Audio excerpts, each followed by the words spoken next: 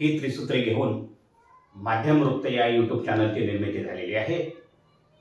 तर यामध्ये आम्ही वेगवेगळे प्रयोग करत असतो।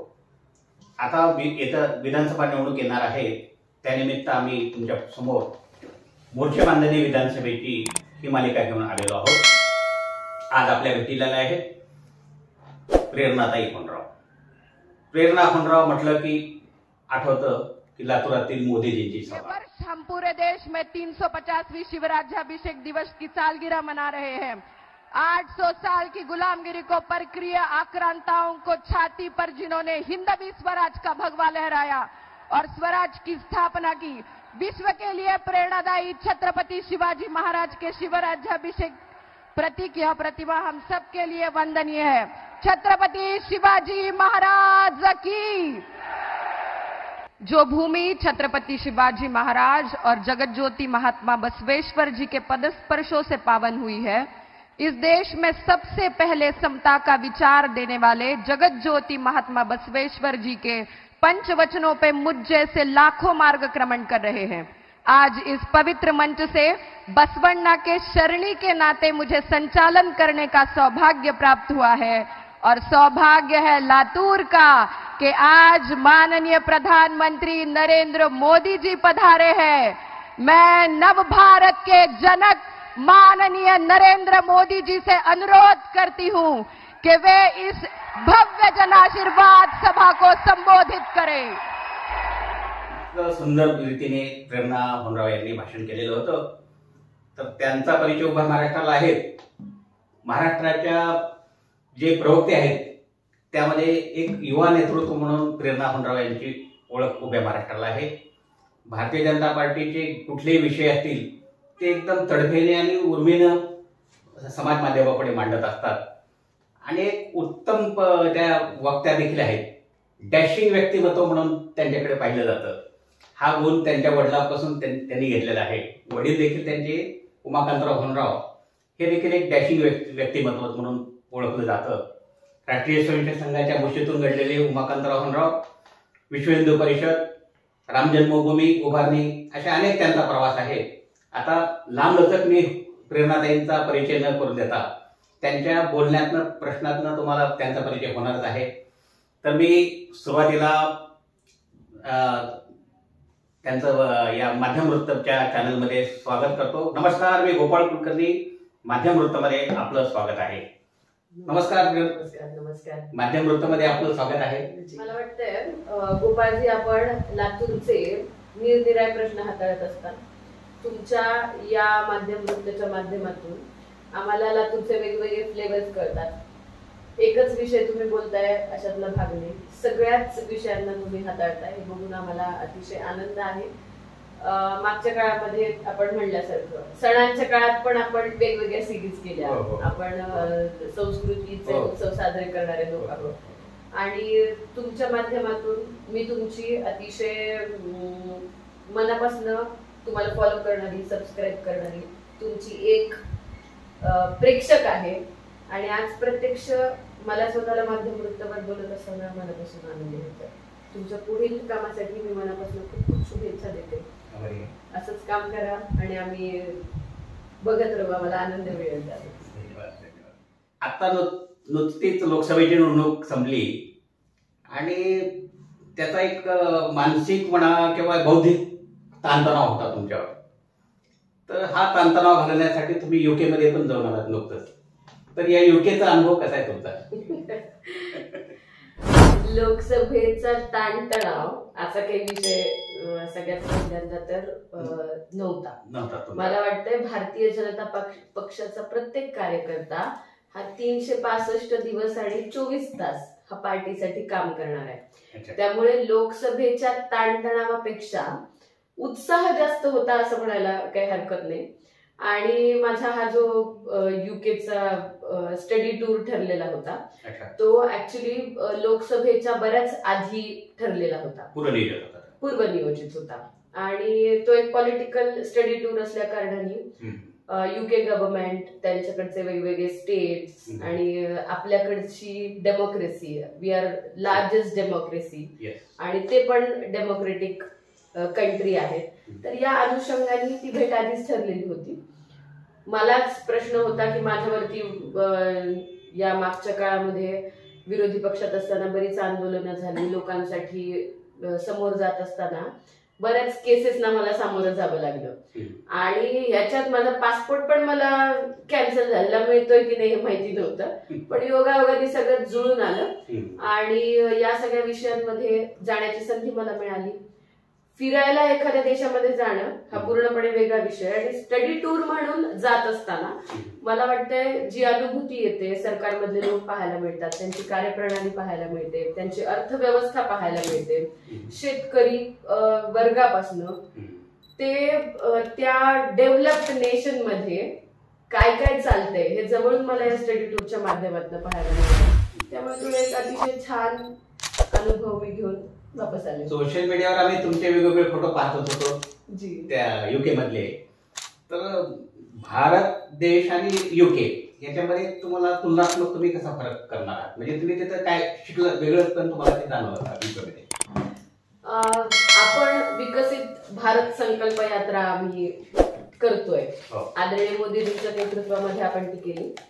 आपण एक जगामध्ये आता 5वी अर्थव्यवस्था म्हणून समोर आलोय आणि मला याचा अभिमान आहे की ज्यांनी आपल्यावर 150 वर्ष राज्य केलं त्या अर्थव्यवस्थेला आपण मागे टाकलं आणि आपण खरंच विकसित भारत म्हणून पुढे जातोय. फरक इतकाच आहे की ते डेव्हलप्ड आहेत आणि आपण डेव्हलपिंग आहोत. त्याच्यामुळे अन्न, वस्त्र आणि निवारा या गरजा बऱ्यापैकी त्यांच्या पूर्ण झालेल्या आहेत, ज्याच्या आपण समाजातले वेगवेगळे स्तर, आपलं पॉप्युलेशन आणि या सगळ्या गोष्टी बघत असताना विकास मात्र झपाट्याने आपला झालाय. मला असं काहीही जाणवलं नाही तिथे गेल्यावर की हे माझ्या देशात नाहीये आणि ते त्या देशात आहे, असं काहीच जाणवलं नाही. म्हणजे गेल्यापासून माझ्या देशात या देशातल्या नसलेल्या अशा गोष्टी कुठल्याच नाहीयेत. आणि आदरणीय मोदीजींच्या नेतृत्वामध्ये आपण इन्फ्रास्ट्रक्चरल डेव्हलपमेंट जे देशभरामध्ये केलंय त्याची प्रकर्षाने जाणीव मला तिथे गेल्यावर झाली. शिकण्यासारख्या पण खूप गोष्टी होत्या, त्या घेऊन मी वापस आले, एक छान अनुभव घेऊन वापस आले. तुम्ही मोदीजीचा उल्लेख केला म्हणून मी प्रेक्षक तुम्हाला एक आठवण सांगतोय.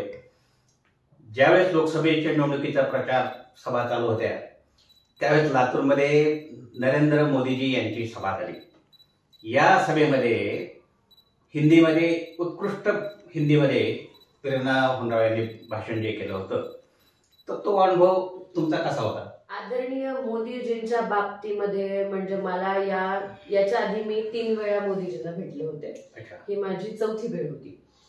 तर याच्या आधीच्या भेटींमध्ये म्हणजे अगदी मी राजकारणात नव्हते त्यावेळी सुद्धा बालवयापासूनच मला बालकडू या विषयांचं मिळालेलं आहे, त्याच वातावरणात मी वाढले.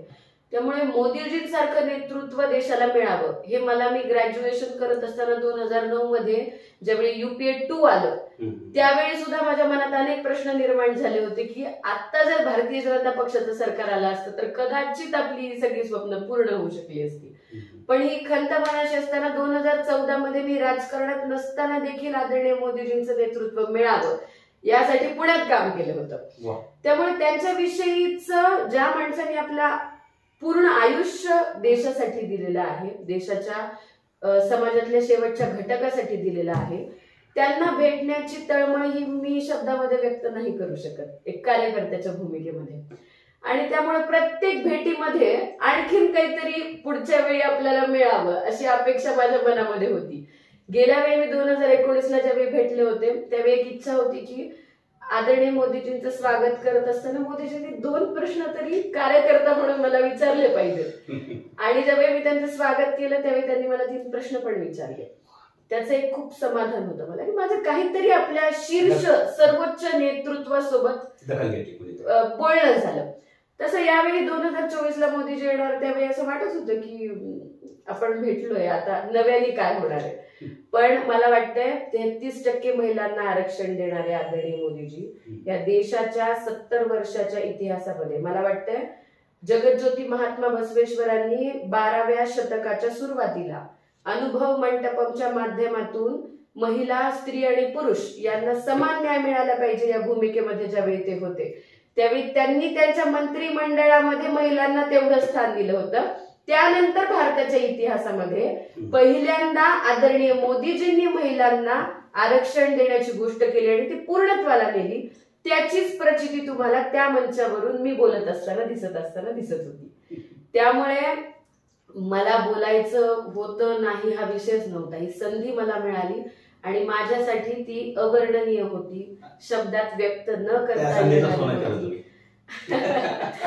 माझी ईश्वराकडे प्रार्थना होती की ही संधी मला मिळाली आहे, तर ज्या नेत्यासाठी, ज्या नेतृत्वासाठी, ज्यांनी मातृभूमीला एक वेगळ्या स्थानावर पोहोचवलंय, त्यांचं स्वागत हे माझ्या बोलण्यातून जर होणार असेल तर त्यामध्ये ती ऊर्जा असली पाहिजे आणि तेवढ्याच दिमागदार पद्धतीने ते व्हावं, आणि ते झालं. त्याच्यात माझा फार सिंहाचा वाटा असं मला वाटत नाही, पण मोदीजींच्या समोर आम्ही फार छोटे कार्यकर्ते आहोत. एवढे छोटं डेडिकेशन जरी द्यायला मिळालं तर हा माझा खूप मोठा सन्मान मी समजते. आज देशातला सगळ्यात मोठा मंच, माझ्यासाठी याच्यापेक्षा मोठा मंच कुठलाच नाही, आणि आदरणीय मोदीजींच्या समोर बोलायला हे जे मिळालं ते त्यांनीच दिलेल्या संधीतून मिळालं. कार्यकर्त्याची प्रेरणा कसं बनायचं, त्याला ऊर्जा कशी द्यायची, याचं मला वाटतं हे एक उत्तम उदाहरण होतं आणि ते मला करण्याची संधी मिळाली. एक थेट प्रश्न विचारतो तुम्हाला. जी. कुठलीही कौटुंबिक पार्श्वभूमी तुमची राजकारणाची नाही, जी, पण एक समस्त जनतेला असा प्रश्न पडलेला आहे, समाज माध्यमांना सुद्धा असा प्रश्न पडलेला आहे की प्रेरणा हरवराव या राजकारणात आल्याच कशा? आले म्हणजे काय, तुम्ही म्हणल्यासारखं आपण सर्वसामान्य कुटुंबांचाच भाग आहोत. आपल्याला म्हणजे बाबांनी माझ्यासाठी, बाबा हे माझं प्रेरणास्थान आहेत. मला माझ्या घरातच युनिव्हर्सिटी मिळाली आहे. त्यांचा प्रचंड दांडगा अनुभव, एकंदरच राष्ट्रीय स्वयंसेवक संघाच्या मुशीतून प्रचारक म्हणून त्यांनी काम केलं आणि लातूरनी त्यांचं सामाजिक आणि शैक्षणिक हे दोन्ही आयुष्य फार जवळून बघितले. जाणता राजा, त्याच्यानंतर आपण राम मंदिराच्या दोन्ही कारसेवांमध्ये प्रमुख भूमिका त्यांनी निभावली. ज्यावेळी माणूस जिवंत घरी वापस येणार का हा प्रश्नचिन्ह होतं, त्यावेळी धडाडीने बाबांनी सगळ्यांमध्ये पुढाकार घेऊन जे काम केलं तेच बाळकडू माझ्याकडे आले. मला आठवतंय मी पहिली दुसरीत होते आणि अटलजींचं सरकार त्यावेळी बहुमतांनी आलं नाही आणि खालीवर होत होते विषय. त्यावेळी मी पहिलीत असताना अटलजींवर कविता केली होती. धैर्य न छोडो मेरे लोगो अटल बिहारी आएंगे. चांगले 4-5. आणि माझ्या मामानी ती इथल्या एका लोकल वृत्तपत्रात छापून पडली. मला कळत नाही म्हणजे त्या बालमनाला अटलजींनी यावं असं वाटायचं. अटलजींचं मेरी इक्यावन कविता आहे, बाबांची लायब्ररी आहे बरीच मोठी. मेरी इक्यावन कविता आहे, मी त्यावेळेस पाठ केलेलं पुस्तक आहे. मला अटलजींच्या जवळपास सगळ्या कविता मुखपाठ आहेत. मग हे कुठेतरी मनात होतं. आणि असलो काय आणि नसलो काय, आपण लोकांसाठीच काम करणारे लोक आहोत. म्हणजे बाबांनी मला भाजपचं काम करायला घेतल्यानंतर पहिला प्रश्न विचारला होता की तुला हे का करायचंय. जर तुला समाजकारणच करायचं तर आपण इतकी मोठी शिक्षण संस्था चालवतो, मुलांचं आयुष्य घडवा, ते पण एक खूप मोठं समाजकार्य आहे. पण वैचारिक अनुष्ठान असलेल्या भारतीय जनता पार्टीमध्ये मला वाटतंय की आज मला काम करण्याची संधी मिळते. मी योगायोगाने आले, अतिशय योगायोगाने आले, युवा मोर्चात जॉईन झाले आणि माझा डीएनएच लिडरशिपचा असल्या कारणाने त्याच्यामध्ये मी पूर्णपणे युवा मोर्चात देखील तुम्ही जबरदस्त काम केलंय. केलंय, मला संधी मिळाली आणि त्याचं जिथे गल्लीत पाठवा नाही तर दिल्लीत पाठवा, काम करायची प्रवृत्ती असल्या कारणाने करत गेले. आता तुमच्या वडील तर तुमचे उमाकांतराव हे तुमचे प्रेरणास्थान आहे. म्हणजे त्यांचं राजकारणाची कुठलीही पार्श्वभूमी नसताना ते संघाच्या मुशीतनं उभे राहिले, अनेक संघटना मध्ये काम केलेलं आहे त्यांनी. तर त्याचा काही म्हणजे तुमचा दबाव होता का असं? त्यांनी राजकारणामध्ये ज्यावेळेस तुम्ही जाल असं त्यांना विचारला असाल ना प्रश्न, तर त्यांच्याकडे काही तुम्हाला काही विरोध वगैरे झाला का सुरुवातीला? नको रे बा राजकारण गेलं तुझे लोक? अजिबात नाही. म्हणजे मला वाटतं मी हा प्रश्न बाबांच्या आधी स्वर्गीय मनोहर पर्रीकर काकांना प्रश्न विचारला होता. त्यावेळी ते संरक्षण मंत्री होते मुंबईमध्ये. बाबांचेच आणि हे सगळे मित्र मंडळी ज्या लोकांनी एकत्र संघाचं काम केलं तर मनोहर काकांना भेटल्यावर पहिला मी ज्या व्यक्तीला प्रश्न विचारला होता ते मनोहर काका होते. आज ते नाहीयेत, ह्याची खूप मोठी खंत आहे मला. पण त्यांनी मला फार समर्पक उत्तर दिलं होतं. जे हे कोणीच माझ्या अवतीभोवती असे नव्हते की ज्यांनी हे करायचं नाही असं मला सांगितलं. यातल्या प्रत्येक व्यक्तीने मला प्रेरणा दिली आहे. बाबांनी मला लढायला शिकवलंय. बाबांनी मला कधीही रडायला आणि त्या टिपिकल साच्यात बसून, आपण स्त्री आणि पुरुष हा भेद माझ्या घरामध्ये नाहीये, जेंडर इक्वॅलिटी माझ्या घरापासून चालू होते. त्यामुळे लढायला ज्या बाबांनी शिकवलं ते बाबा हे करू नको असं म्हणायचं तर प्रश्नच नव्हता. त्याच कारणाने त्यांनी मला माझ्या आयुष्यातलं त्यांचं कॉन्ट्रीब्युशन हे अनन्यसाधारण आहे. माझी पर्सनॅलिटी डेव्हलपमेंट मध्ये त्यांचीच शीर्ष भूमिका आहे.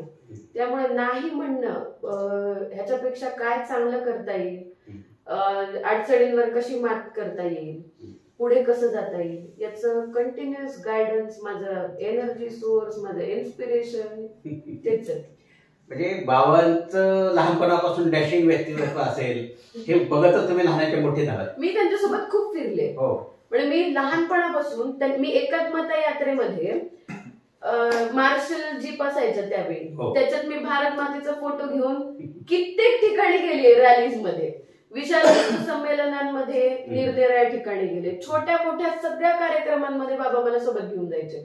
त्याच्यामुळे हे त्यांनीच दिलेलं ट्रेनिंग आहे.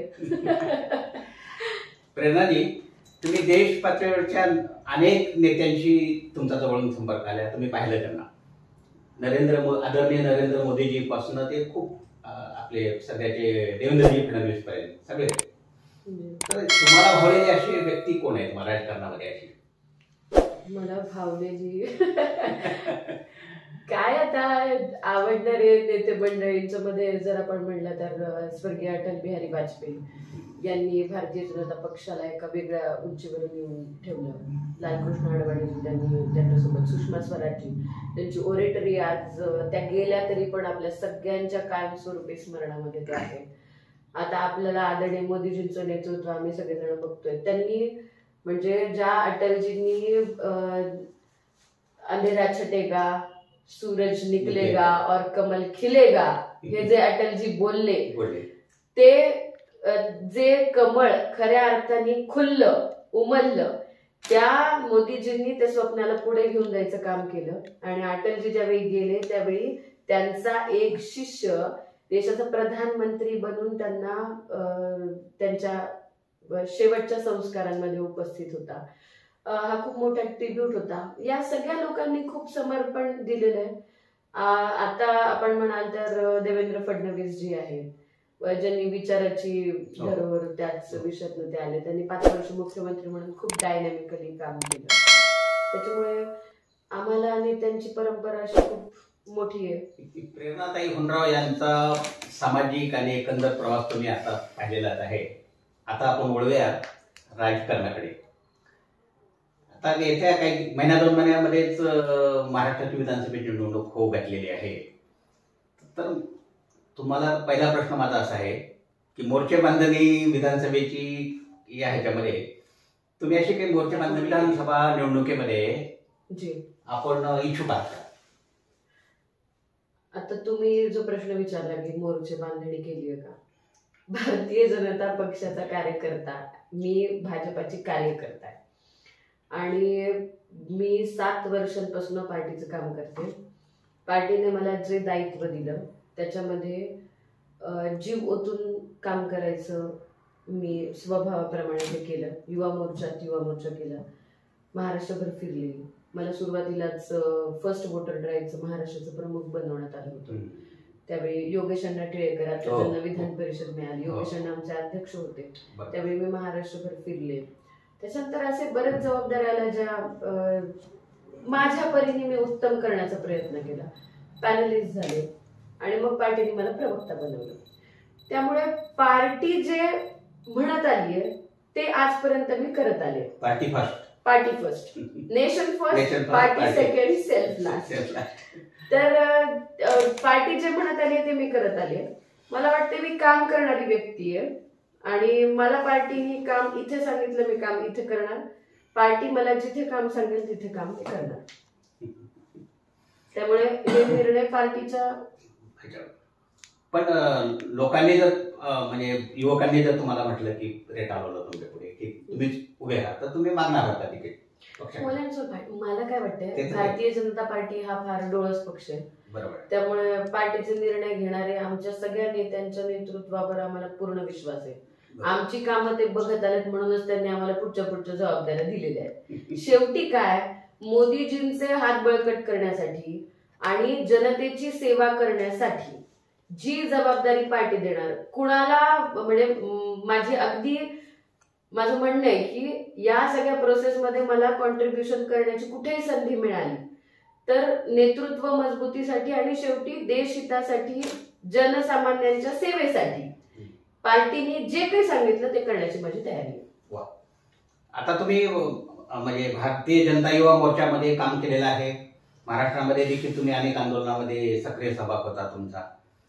तर असं तुमच्या एकंदर राजकीय वाटचालीमध्ये आतापर्यंत एक उल्लेखनीय काम तुम्ही कुठं केलं असं लक्षात येईल असं वाटतं का? कुठला एखादा मोर्चा असेल किंवा एखादा आंदोलन असेल किंवा ते कायम तुमच्या स्मरणात राहील? मला असे अविस्मरणीय क्षण खूप आहेत माझ्यासाठी, खूप आहेत. म्हणजे सुरुवातीलाच मी केरळला गेले होते, ज्यावेळी केरळमध्ये आमच्या कार्यकर्त्यांच्या हत्या झाल्या होत्या आणि त्यांच्यासाठी आम्ही आलप्पीला गेलो आणि तिकडनं आम्ही काही लोकेशन, स्मृती इराणी जी आमचा मोर्चाचा लीड करत होत्या, म्हणजे खूप अविस्मरणीय क्षण आहेत माझ्यासाठी. मी म्हणलं ना की मी जीव ओतून काम केलंय, त्याच्यामुळे असं वरवरच सांगण्यासारखं असं नाही, खूप काही सांगण्यासारखं आहे आणि हे सगळे अनुभव खूप काही शिकवणारे होते. त्याच्यामुळे अविस्मरणीय. आणि माझ्या बाबतीत मी एक गोष्ट नक्कीच पाळलेली आहे, जी मी बघते, मी काम करत असताना स्वतः मला इतरांपेक्षा वेगळी का आहे मी असं जाणवतं. तर मी ज्या ऍक्टिव्हिटीज केल्या त्या सगळ्या लोकोपयोगी होत्या, लोकांच्या कल्याणासाठी, लोकांच्या मदतीसाठी. माझ्याकडून खारीचा वाटा जरी उचलता आला, आता उदाहरणार्थ माझी मुख्यमंत्री माझी लाडकी बहीण योजना आली. आता माझी तळमळ काय आहे, सरकारने योजना दिली आहे, महाराष्ट्राचे मुख्यमंत्री एकनाथ शिंदेजी, आमचे लाडके नेते देवेंद्र फडणवीसजी, अजितदादा पवारजी यांनी या विधिमंडळ अधिवेशनामध्ये ती योजना आणली. तर माझी तळमळ आहे की लातूरच्या माझ्या सगळ्या माता भगिनींना ती मिळाली पाहिजे. त्याच्यासाठी मी 19 कॅम्प्स लावले. उद्याच्या दिवशी आणखीन 8 कॅम्प्स मी ऍडिशनल त्याच्यामध्ये सुरू करणार आहे. ह्या तळमळीपोटी काम आपण करतच आलेलो. त्याच्यामुळे हे सगळे अविस्मरणीय क्षण आहेत. लोक भेटतात, अनुभव सांगतात, आपल्या पण अनुभवांमध्ये वृद्धी होते आणि त्याच्यातच आनंद आहे. तुमच्यासारख्या एक उमद्या मनाच्या उच्च शिक्षित तरुणींनी राजकारणात यावं असं अनेकांचं स्वप्न असतं, परंतु अनेक तुमच्यासारखे तरुण आहेत, तरुणी आहेत, ते फक्त गलेलठ्ठ पगार IT कंपनीत नोकरी करायची, गलेलठ्ठ पगार मिळवायचा, मी आणि माझं कुटुंब एवढाच विचार करायचा, असा एक स्वार्थी विचार प्रत्येक तरुणांमध्ये, तरुणीमध्ये सध्या मोठ्या प्रमाणात दिसून येत आहे. तर या अनुषंगानं राजकारणामध्ये तुमच्यासारख्या लोकांनी यायला पाहिजे आणि यासाठी तुम्ही काय म्हणणार, त्या तरुण तरुणांना काय आवाहन करणार? मला राजकारणामध्ये आलं पाहिजे. आम्ही युवा मोर्चामध्ये काम करत होतो, आम्हाला प्लॅटफॉर्म्स मिळाले. माझी अशी इच्छा आहे की सगळ्या तरुण युवा मित्रमैत्रिणींना माझ्याकडे बघून समजा मी काही हजार लोकांना प्रेरणा देऊ शकते, तर त्याच्याने मोटिवेट झालेले अनेक कार्यकर्ते आहेत. मला वाटतं कामातूनच मोटिवेशन मिळत असतं. मला आदरणीय मोदीजींच्या कामातून मोटिवेशन मिळाले, तर ते मी माझ्या कामातनं देणं ही माझी मी प्राथमिकता समजते. आणि याच्या व्यतिरिक्त मला असं वाटतंय की आपण राजकारणात येणं तर खूप पुढची गोष्ट आहे, पण माझी सगळ्या माझ्या युवा मित्रमैत्रिणींना आपल्या माध्यमातून विनंती आहे, आज वोट पर्सेंटेज म्हणजे आपल्याला तुम्ही म्हणल्यासारखं गलेलठ्ठ पगारी पाहिजे, चांगल्या नोकऱ्या पाहिजे, छान इन्फ्रास्ट्रक्चर पाहिजे, डेव्हलप सिटीज पाहिजे, सगळं काही पाहिजे, पण मतदान केलं पाहिजे. तुम्ही सुशिक्षित आहात तर तुमची प्रायोरिटी लोकशाहीला बळकट करण्यासाठी तुम्ही प्राथमिकता द्या, ही विनंती आहे माझी. या लोकसभेला माझ्या घरातल्या लातूर पासून बाहेर राहणाऱ्या प्रत्येक व्यक्तीने कितीही लांब असलं तरी त्यांनी येऊन मतदान केलं. बरोबर. मला वाटतं ही सुरुवात माझ्या युवा मित्रमैत्रिणींनी स्वतःपासून केली. विशेषतः नवमतदाराला तुम्ही हे आव्हान करा. नवमतदारांना आणि असे कित्येक मतदार आहेत वयाची 18 वर्ष उलटून कित्येक वर्ष झाले पण त्यांनी आजपर्यंत एकदाही मतदान केलेलं नाहीये. ते पोस्ट ग्रॅज्युएट्स आहेत, चांगल्या नोकऱ्या करायला लागलेत. म्हणजे अशा लोकांना बघितल्यावर मला खंत वाटते. आपल्याला राजकारणाविषयी बोलायचंय, चांगलं वाईट सगळं सांगायचं, एक मतदान करा आणि ती प्राथमिकता ठेवा. महाराष्ट्राचे माजी मुख्यमंत्री विलासराव देशमुख यांचे सुपुत्र आमदार अमित देशमुख सध्या लातूर मतदारसंघाचं नेतृत्व करत आहेत. परंतु लातूरमध्ये अनेक कचऱ्यापासनं पाण्यापासनं अनेक समस्या आहेत. तर एकंदर अमित देशमुखच्या याच्याबद्दल तुम्हाला काय म्हणायचं? कारण त्यांनी कचरा प्रश्न सोडवलेला नाही म्हणतात लोक, पाण्याचा प्रश्न सोडवला नाही म्हणतात. त्यांनी तर निवडणुकीच्या तोंडावर असं सांगितलं होतं मागच्या वेळेस, त्यांच्या मॅनिफेस्टोमध्ये असं उल्लेख केला होता की आम्ही उजनीचं पाणी आणू, नाही आणून दिलं तर तुम्ही आम्हाला हे करा ते म्हणत ते. मला लातूरमध्ये राहत असताना आमच्या लातूरला आमदार आहेत हीच म्हणजे साशंक असलेली गोष्ट आहे की आम्हाला आमदार आहेत या लातूरला. निवडणुकी फक्त येतात नाही नाही नाही नाही नाही म्हणजे ते सगळं आता काय काय बोलणार त्यांच्याविषयी हा प्रश्न आहे. जनतेला इतके कन्सिडर केलेले आमदार महाराष्ट्रामध्ये दुसरीकडे कुठेच मी बघितलेले नाही. म्हणजे तुम्ही जनतेला कन्सिडर केलंय, मुस्लिम समाज मतदान करणारच कन्सिडर. ही माझी वोट बँक आहे, ही माझी वोट बँक आहे, ही कुठे हालणार नाही, ती कुठे हालणार नाही, मी सेफर साईड आमदार आहे, मला लोकांसाठी काम करण्याची आवश्यकता नाही. हे त्यांचं ऍटिट्यूड आम्ही आजपर्यंत बघितलेले. असे हजारो प्रश्न आहेत. तुम्ही कचऱ्याचा प्रश्न बघा, तुम्ही विधिमंडळामध्ये विधानसभेत कचऱ्याचा प्रश्न तुम्ही स्वतः उपस्थित करता ज्या ठिकाणी तुम्ही आमदार आहात. आणि तुमच्या ह्याच्याकडे महानगरपालिका कित्येक वर्ष होती ना, कित्येक वर्ष होती. म्हणजे आज तुम्ही ज्या ठिकाणचे विद्यमान आमदार आहात आणि तुम्ही तुमच्या गावातला कचऱ्याचा प्रश्न विधिमंडळामध्ये उपस्थित करताय, हे खूपच हास्यास्पद आहे असं मला वाटतंय. आणि लातूरच्या जनतेला कन्सिडर केलेले, त्यांच्यासाठी काही काम नाही केलं तरी चालेल अशा भूमिकेमध्ये असलेले आमचे आमदार आहेत. लोकांचे असंख्य प्रश्न आहेत, ते ऐकण्यासाठी मी म्हणलं ना वोट बँक कन्सिडर केली आहे. कोणासाठीही काम न करण्याच्या भूमिकेमध्ये फक्त इलेक्शन टाइम्स मध्ये येऊन मी आमदार आहे मी दाखवण्याच्या भूमिकेमध्ये असलेले आमदार आहेत. तुम्हाला आता मला आठवलं म्हणून सांगते मी, कोविडच्या सेकंड वेव्ह मध्ये लातूरमध्ये येणारा ऑक्सिजनचं कंटेनर रोज पहाटे 5-5:30 वाजता जे ऑक्सिजन कंटेनर यायचं ते एके दिवशी आलंच नाही. सकाळी जे ऑक्सिजन घेऊन जाणारे टेम्पो होते त्याच्यातल्या काही लोकांनी मला फोन केला, ताई आज ते इकडचे ऑक्सिजनवाले तिकडचे ऑक्सिजनवाले सगळ्यांच्या दारासमोर लाईन थांबली, आम्ही जिथं थांबलोय तिथंच थांबलोय, गाडी पुढे जात नाही मागे जात नाही, काय झालंय नेमकं कळत नाही. अरे आमच्या घरात एक जण, मी कोविड केअर सेंटर सुरू केलं होतं, त्याची एक गाडी तिथे गेली होती, त्यांनी पण फोन केला. मी म्हणाले थांब 2 तास मिळेल तुला ऑक्सिजन, आपली प्रायोरिटी आपण लगेच माझी गाडी घ्या म्हणणाऱ्यांपैकी नाही. ते थांबले आणि ज्यावेळी मला काळजी वाटायला लागली, सकाळचे 10:30 माझ्याकडे 9-9:30 वाजता काही लोक आले होते जे छत्रपती शिवाजी महाराज चौकामध्ये मांडी घालून बसले होते आणि कलेक्टर साहेबांनी, त्यावेळेच्या कलेक्टर साहेबांनी त्यांना सांगितलं होतं, नाही पृथ्वीराज बीपीजी, त्यांनी सांगितलं होतं की शासकीय रुग्णालयाला ऑक्सिजन देणं ही माझी जबाबदारी आहे. प्रायव्हेट इन्स्टिट्यूशन मधल्या पेशंट्सनी कुठल्या गावात जायचं तिथं जा, जिथं अवेलेबल होते तिथं जा, that is not my responsibility. ते लोक इकडे चौकात बसले होते सगळे, त्यातले काही लोक माझ्याकडे आले आंदोलन करत 9-9:30 वाजता. 11 वाजता मला स्वतःला काळजी वाटायला लागली म्हणून मी दोन्ही ऑक्सिजन प्लांट्सवर गेले आणि त्या ठिकाणी गेल्यावर हे कळलं की जो ऑक्सिजन कंटेनर रोज पहाटे येतो तो आज आलेलाच नाही. त्यावेळी आमच्या विद्यमान आमदारांनी त्याच्यावरती ब्र शब्द काढले, ते इथे नव्हते, ते भारतात पण नव्हते. त्या दिवशी मृतांचा आकडा किती होता, एका रूम मध्ये 4 पेशंट्स मावू शकत होते तर 10 पेशंट्स ज्या हॉस्पिटल्स मध्ये होते ते ऑक्सिजन शिवाय त्राहिमाम झाला होता. पण आमच्या आमदार नव्हते, कुठेही नव्हते. आणि तुम्हाला त्याच्यातली तो फार माझ्यासाठी वेदनादायी प्रसंग होता. आणि मग आम्ही प्रयत्न केले. आमचे विद्यमान खासदार होते सुधाकर शृंगारेजी, आमचे माजी पालकमंत्री होते त्यावेळी, आपले आमदार आमच्या लातूरचे आमदार साहेब हे पालकमंत्री महोदय होते लातूरचे, आणि वैद्यकीय शिक्षण मंत्री होते. एका रिकाम्या कंटेनरला भरलेला कंटेनर दाखवण्याचं काम त्यावेळी झालं होतं. ज्या लोकांचे जीव गेले तो दिवस अतिशय वेदनादायी होता आमच्यासाठी. मग आम्ही काय लोकप्रतिनिधी म्हणायचं आणि काय प्रश्नार्थक चिन्ह आहेत मोठी मोठी. विधानसभेची निवडणूक, लोकसभेचे झालं ते आपण आता ते कवित्व समजूया, ते विसरून जाऊया.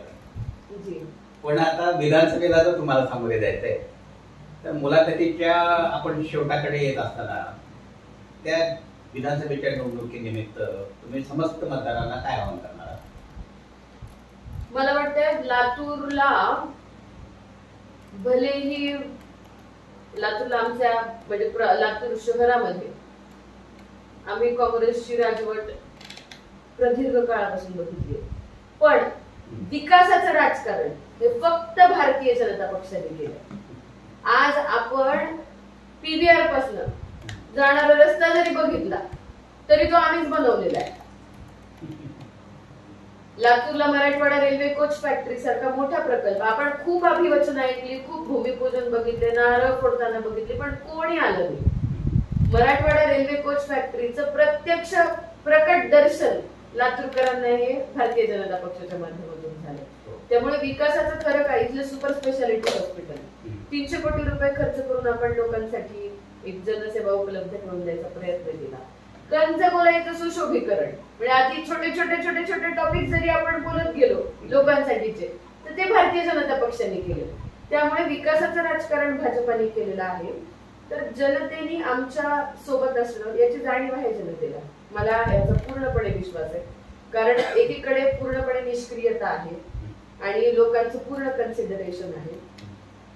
येणाऱ्या काळामध्ये नक्कीच लोकांच्या, जनतेच्या मनामध्ये आम्ही विश्वास निर्माण करू.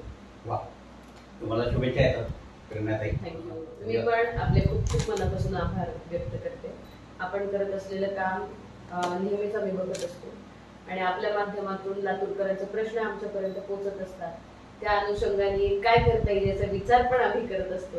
तुम्हाला पण आज भेटून मला खूप आनंद झाला. मागे आपल्याला 1-2 वेळा इंटरव्ह्यूज करायचे होते, ते आपले राहिले.